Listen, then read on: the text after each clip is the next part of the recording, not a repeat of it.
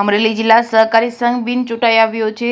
સતત ત્રીજા ટર્મમાં વાઇસ ચેરમેન પદે બિનહરીફ સહકારી અગ્રણી હરજીભાઈ નારોલાને શુભેચ્છા પાઠવતા સ્થાનિક અગ્રણી કાર્યકરો અમરેલી જિલ્લા સહકારી સંઘ અમરેલીના બોર્ડ ઓફ ડિરેક્ટરની ચૂંટણી તાજેતરમાં જ યોજાઈ હતી, જેમાં સમગ્ર બોર્ડે બિનહરીફ ચૂંટાઈ આવેલ હતું અને લાઠી તાલુકાની સીટ ઉપર દામનગર સેવા સહકારી મંડળીના પ્રમુખ હરજીભાઈ નારોલા બિનહરીફ ચૂંટાયા હતા.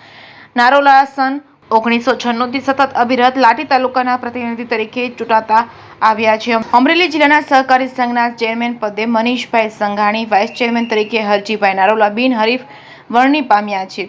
અમરેલી જિલ્લા સહકારી સંઘના વાઇસ ચેરમેન તરીકે હરજીભાઈ નારોલાની સતત ત્રીજી ટર્મ માટે વરણી થઈ છે.